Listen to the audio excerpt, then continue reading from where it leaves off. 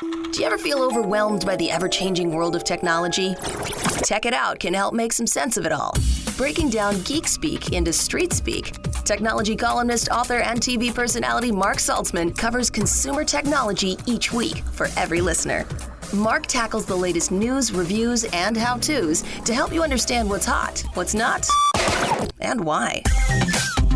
Hey everyone, welcome to Tech It Out. It's episode 366. If you're keeping track, hope you're all having a great day today, and thank you for making Tech It Out a small part of it. Each week, I try to bring you engaging tech topics, interesting guests, and then I attempt to not just celebrate technology and how it can enhance everything in life, but also my goal is to demystify it. If your head spins listening to this show, I'm not doing my job. I'm trying to break down geek speak into street speak here, as the announcer says. So let me know on social media or via email what you think of Tech It Out, or if you have any recommendations for me. I'm on all the big platforms. It's Mark with a C and Saltzman with a Z. I'm on X, formerly Twitter, Instagram, Facebook, YouTube, LinkedIn, Threads, and TikTok. Or if you prefer email, you're not much into social media and you prefer to message me privately, you can head on over to my website, marksaltzman.com, and send me a note. Again, it's marksaltzman.com. All right.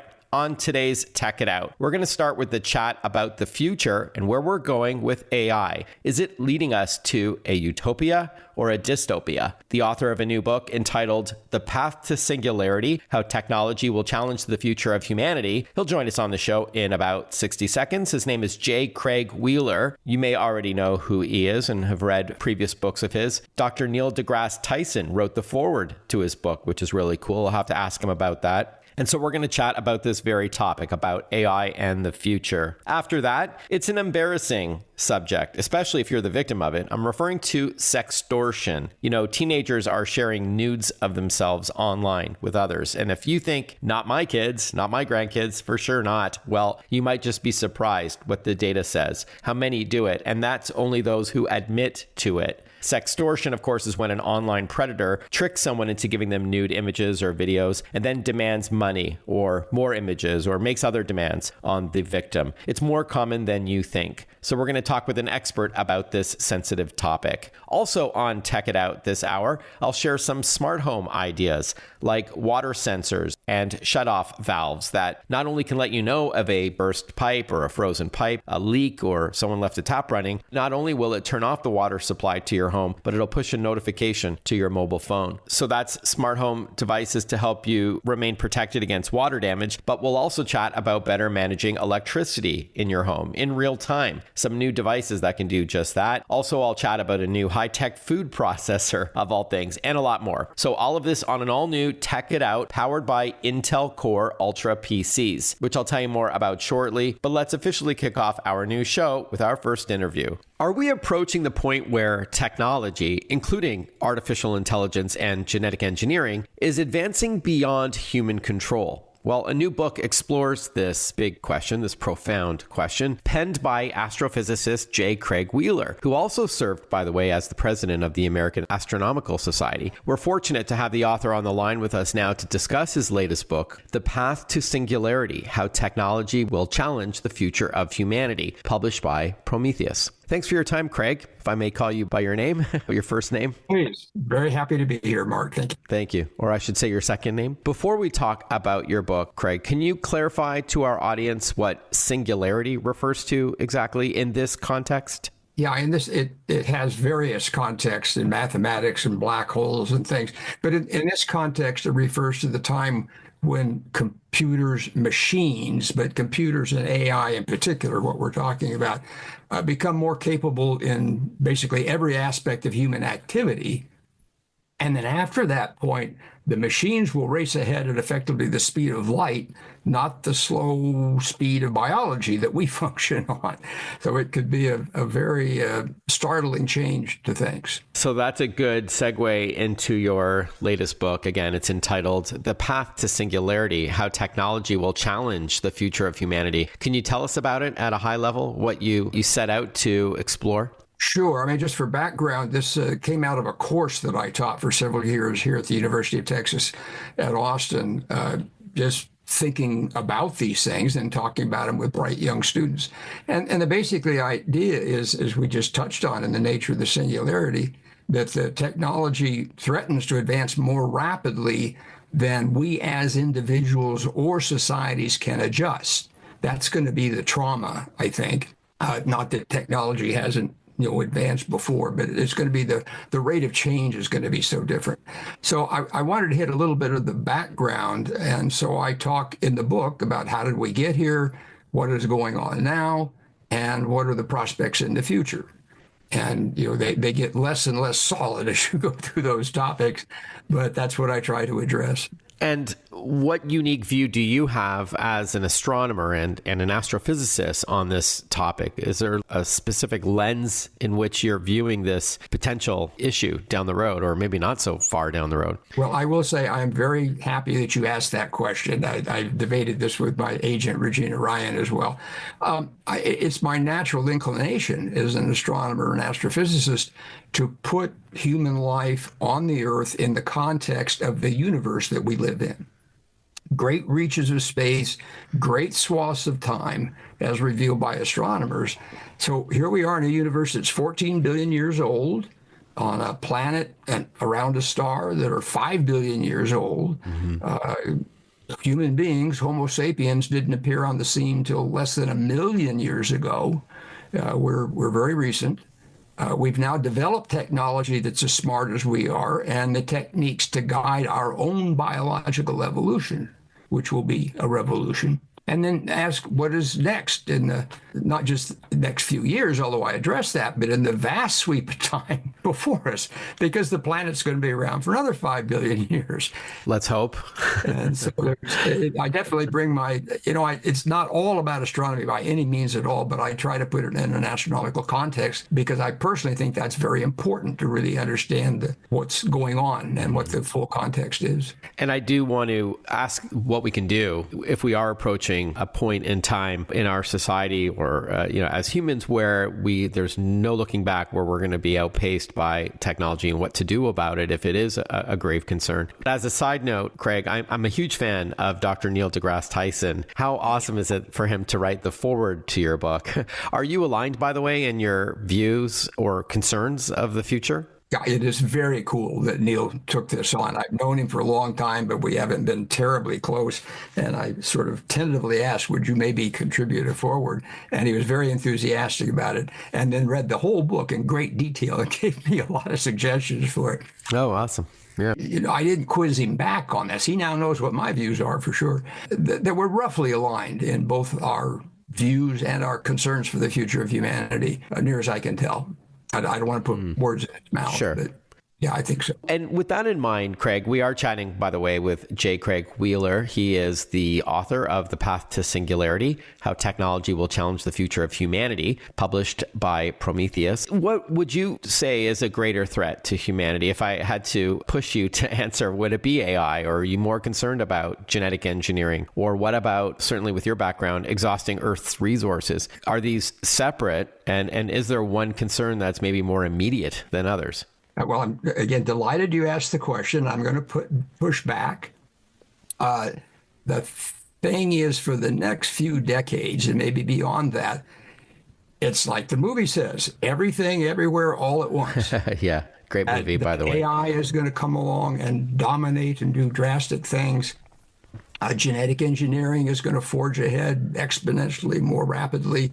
And we are exhausting the Earth's resources, and climate change, just to put that phrase out there. And they're all going to be happening at once. So one of the points I try to make in the book is there is a tendency to latch on to one major issue that you can kind of get your head around. AI or genetic engineering or climate change, but they're all going to be happening all at once.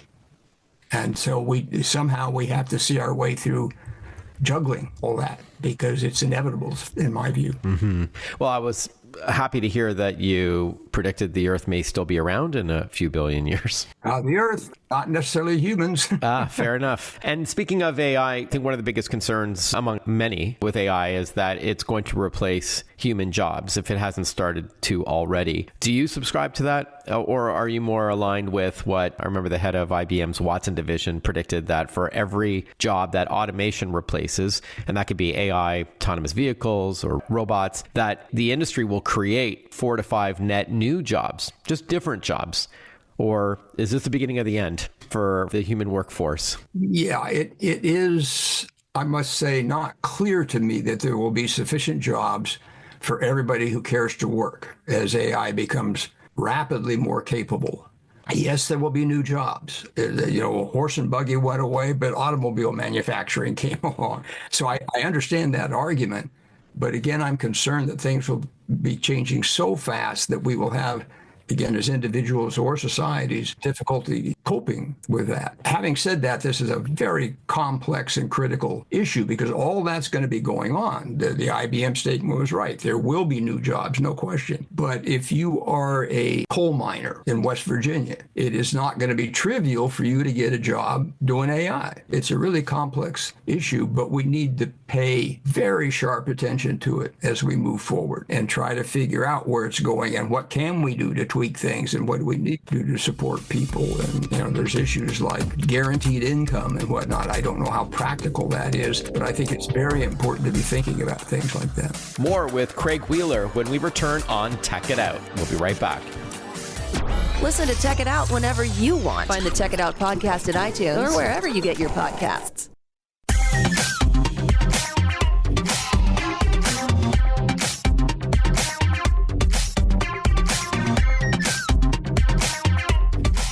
Welcome back to Tech It Out. Before we continue chatting with Craig Wheeler, the author of The Path to Singularity, How Technology Will Challenge the Future of Humanity, I just wanted to give a quick shout out to Intel, the title sponsor on this program. If you're in the market for a new PC, there's never been a more exciting time. Thanks to extremely powerful devices infused with AI, plus longer battery life than we've ever seen before, countless designs like touch and convertibles that can turn a laptop into a tablet by simply bending it. There's stunning OLED displays and super thin and light form factors.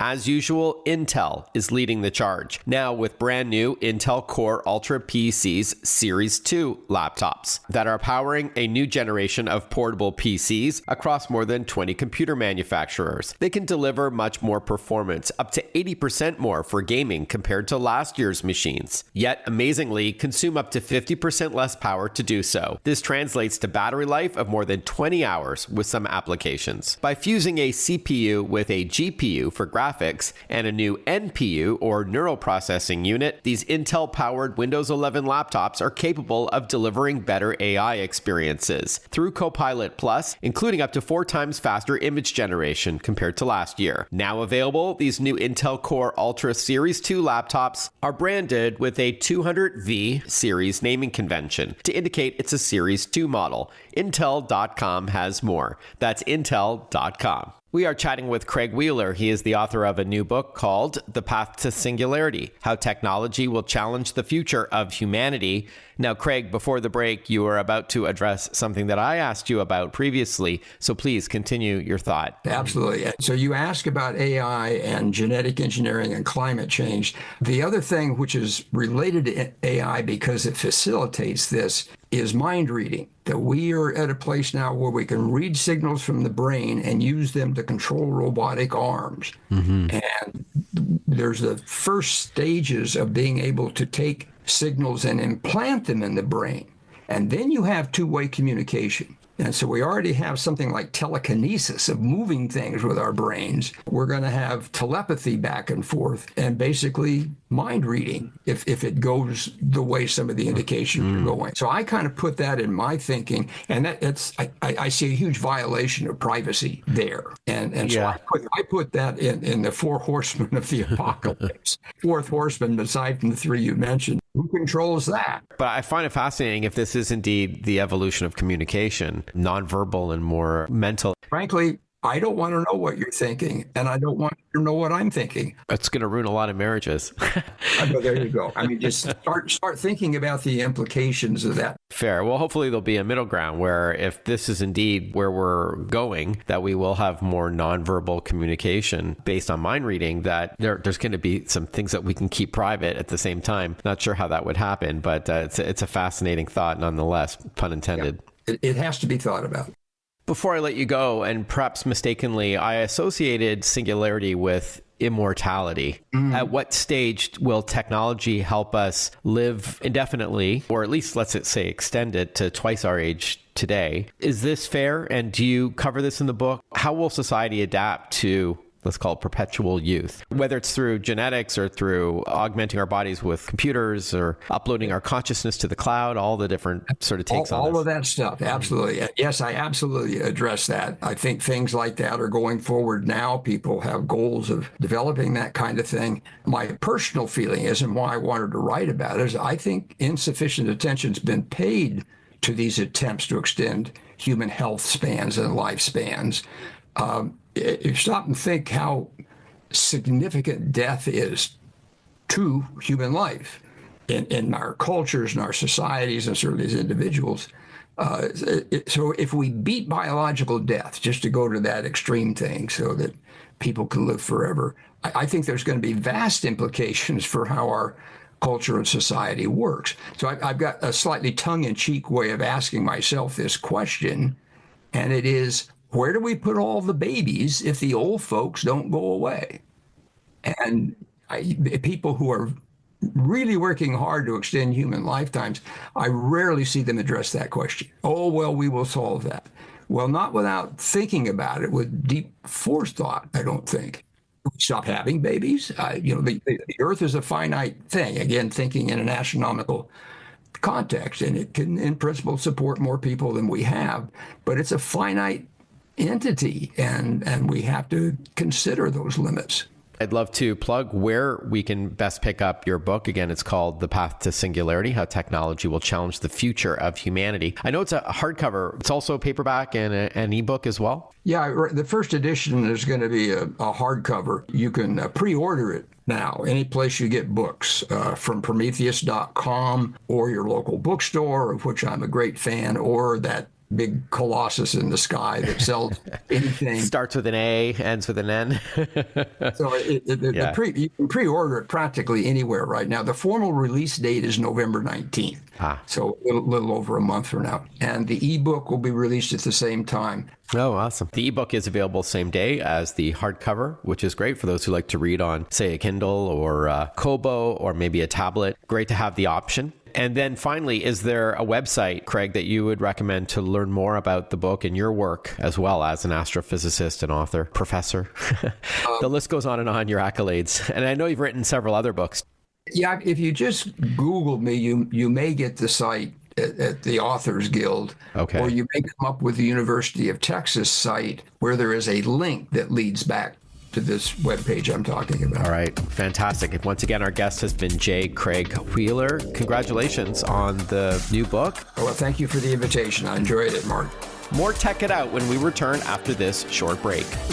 Want to follow Mark? Google him. Mark with a C and Saltzman with a Z.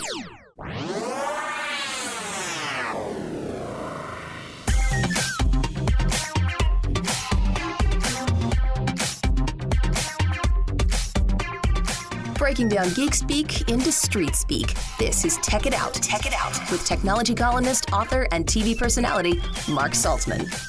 Welcome back, everyone. You're listening to Tech It Out. It's an uncomfortable topic, but an important one today. It's a growing issue of sextortion among teens on platforms like Instagram and Snapchat, and in online gaming, in part because of the rise of AI. Joining us to discuss what's going on and how to fight back, we've got on the line Mila Araujo, an expert in personal cyber risk at NFP, a leading global insurance broker. Welcome back to the show, Mila. Good to chat with you again. Thank you so much. It's a pleasure to be here today, Mark. Before we talk about the solution, let's of course identify the problem. Please tell us about the latest cyber threats out there today that our kids may be facing. Thank you. So, October being Cybersecurity Awareness Month, I think this is a great time to talk about this topic and some of the risks that the kids are facing today. And I'd like to just start off by kind of clarifying when we are looking at the age range of these kids, very often, depending on the parents that you're speaking to or the people you're speaking to, sometimes they're thinking that these are like very small children. But it's important to note that the range of kids being targeted could be anywhere from, early teens all the way into the college years. And so children are being victimized through their cell phones, their online activity, as you mentioned, the social networks, and also online gaming sites. So there are a lot of different areas where bad actors are targeting kids and making their way into the circle of friends and pretending to be one of them as they work up these different schemes to start to extort them and make them into victims. So I'm old enough to call teens and even early 20-somethings kids. But yes, thanks for clarifying. We are talking about those who are using social media pretty heavily. So can we define sextortion? And I wanted to ask you about how AI is making things worse. Yes, so sextortion is a very disturbing trend impacting our kids. It's a crime and it's a form of blackmail where a bad actor will befriend or approach a victim. And after either having received actual nudes or compromising information from them, or by having created deep fakes and impose their own images into these compromising types of scary kind of images. Yeah, like we saw with Taylor Swift, they were fake naked pictures. Exactly. They'll then threaten to send the sexual images or videos to other people if the victim doesn't pay them.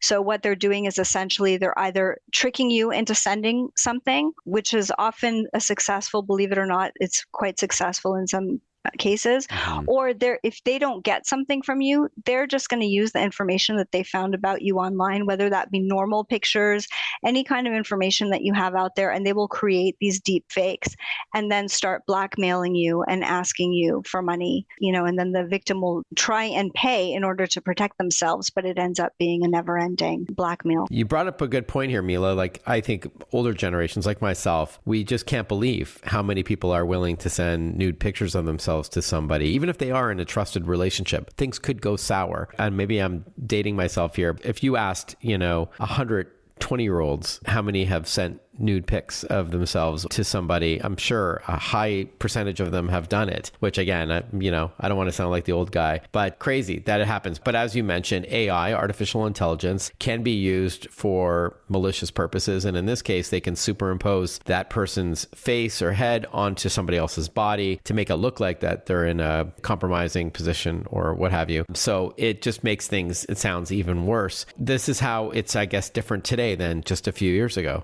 Absolutely. And in fact, it's funny you brought up, how surprising it is that people would be sending these images. There was a UNESCO study in 2021 where it was revealed that 40% of children aged 13 to 17 agreed it was normal for people their age to share nudes with each other. Wow. Crazy. That stat is just crazy. It's hard to believe, but when almost half of kids 13 to 17 think it's normal to share nudes, again, this was a UNESCO study, it just gives you an idea of why these bad actors are trying to capitalize on this and how they've seen an opportunity and they're using AI to kind of evolve this even further by creating those deep fake images. And also with the technology evolving as quickly as it is, they're able to create videos as well.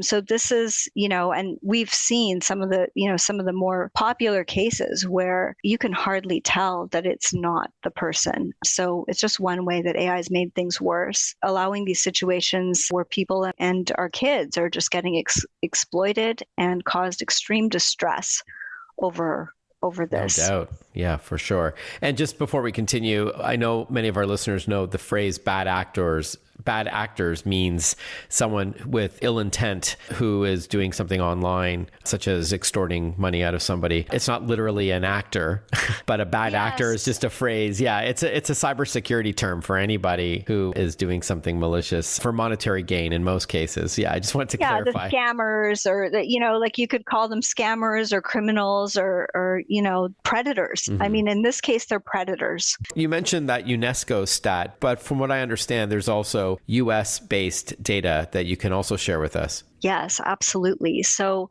something that's been super interesting is that just between 2021 and 2023 alone, the number of online enticement reports, which would include sextortion, increased by more than 300%. And when we look at the crimes against children, the data that just recently came out by the FBI, comparatively in 2021, the losses were about 198,000. And just to give you an idea of this increase, by 2023, the crimes against children amounted to over 2 million in losses. Wow. So there have been about 186,000 reports to the cyber tip line in the US last year alone. And that's those who have reported it. There are probably even more who are too embarrassed to report it. Absolutely. We are chatting with Mila Araujo. She's an expert in personal cyber risk at NFP. This is an insurance company. We're going to hear about cyber insurance in a moment. So with that in mind, let's talk about how we can fight back. We've identified the problem. Now let's chat about the solution. What can we do about all of this? So one of the interesting and I think really positive things about this is a trend. The risks have escalated very quickly if you look at what's happened in the past couple of years as we were going over. And so that's kind of left a situation where parents don't really know how to address this or don't even know that it's a risk until it happens to their kids.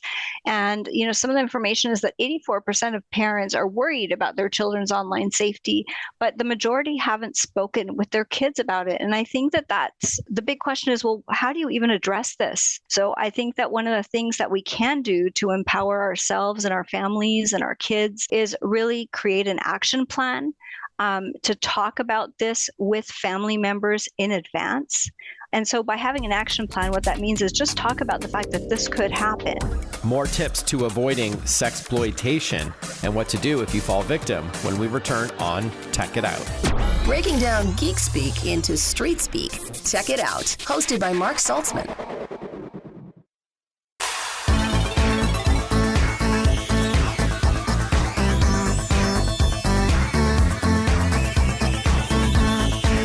Welcome back to Tech It Out. We are chatting with Mila Araujo. She is a personal cyber risk expert at NFP, a leading global insurance broker. We're talking about the uncomfortable topic of sexploitation, a quote-unquote bad actor, someone malicious online who is trying to extort money or more images from you. Once you've sent nudes to them, photos or videos, a lot more teens are doing this than you may realize, and adults too, for that matter. Now, before the break, Mila, you were talking about having an action plan in the event this happens. So please continue your thought. Thanks so much. Come up with the plan that if you are, working, if kids are, talking to someone online or they find a new friend online that they're super excited to be chatting with, to always be cautious.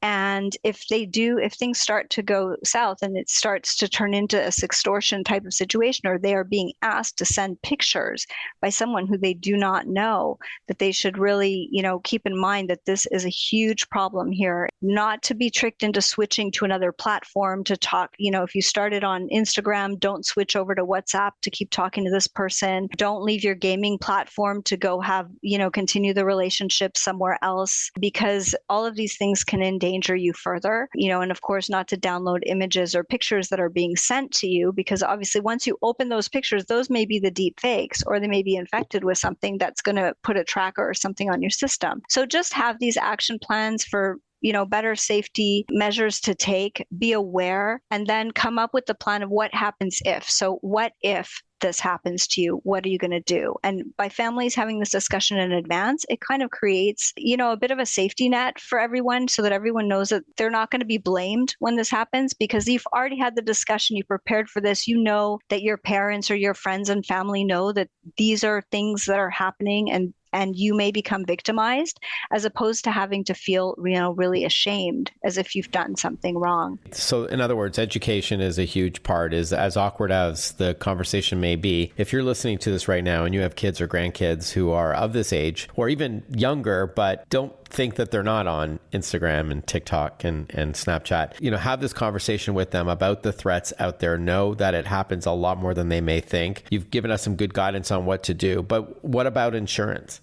Thanks for asking, Mark. So personal cyber insurance is a relatively new resource available to individuals to help protect them and their families. So unlike cyber insurance that we've been hearing about for 20 years that protects companies, and we used to think of it more as something that was corporate, that kind of insurance still exists. But now there's been a product developed specifically to help individuals and their families, so that if you need assistance, if somebody has scammed you, if someone is victimizing you, if you're involved in a sextortion situation and you need to have the support of a cybersecurity expert that can go speak to you and help you with your family situation, personal cyber insurance can provide that type of assistance, among many, many other types of advantages, including providing resources or financial assistance for any losses that you may incur due to cyber crimes or digital crimes. So it has a vast range of coverage, and it is available throughout the US and Canada. We've developed a specialty product which is completely standalone called Digital Shield, so you don't even have to insure your home or anything else to get access to that coverage. And then we also represent and know of, several other products as well that could be tied to home insurance. So there are a lot of resources available in a personal cyber product. And then is there a website that we can take note of, Mila, to see some of those resources? The website would be nfp.company/personal cyber. Thank you so much, Mila. Again, it's a difficult topic, as I mentioned, but a real necessary one, I think, and clearly the stats support that. Thanks for sharing your time and expertise with us. It's been a pleasure, Mark. Thanks so much for giving us the opportunity to discuss these online dangers. Before we continue on with the show, and speaking of cybersecurity, we cover this topic a lot on Tech It Out and how you can best protect yourself in the digital age, even if you're not super tech savvy. One part of the solution is securely shopping online. And so I'm thrilled about my partnership with Visa on Tech It Out, as they've made some significant investments in fraud prevention over the past 5 years, as much as $10 billion. Yes, that's billion with a B, to support Visa's brand promise to protect the financial information of individuals and businesses. Zero liability means peace of mind when you shop online using your Visa card. There can be no half measures when it comes to cybersecurity, which is why the company takes an aggressive and multi-layered approach to combating the rising threat of malicious software and other threats by well-funded and global criminal enterprises. Read more about Visa and how securing the world's payments is priority one at visa.com/security. That's visa.com/security. So as I mentioned, I had a blast on TV last week talking about smart home devices, some solutions to save you some money, some time, some aggravation. And I got a lot of feedback from viewers, which is always nice. And so I thought I would share with you the 4 solutions for a smart home. Some are gadgets, some are services. So I think it's a healthy mix, because not everything is going to appeal to everyone. And I get that. But let me start off with Rise. This is a smart shade, easy to install and even easier to use. Smart Shade is the first device to motorize any window shade that has a beaded chain. You can open or close your blinds with the push of a button on the device itself, or via an app, maybe halfway across the room, by speaking to a smart speaker, be it Amazon, Google, or Apple, or you could set schedules to open and close your blinds at certain times of the day. I think this is great for seniors or anyone really with dexterity issues, mobility issues, as you can use your voice or an app to raise and lower your blinds. Super convenient. This retrofit solution works with any shades, regardless of weight or size, so long as it has a beaded chain, as I mentioned, metal or plastic. Prices start at $149 at bestbuy.com or at hellorise.com. More smart home picks when we return on Tech It Out. Follow Mark Saltzman on Facebook, on Twitter, on Instagram. Listen to Tech It Out whenever you want.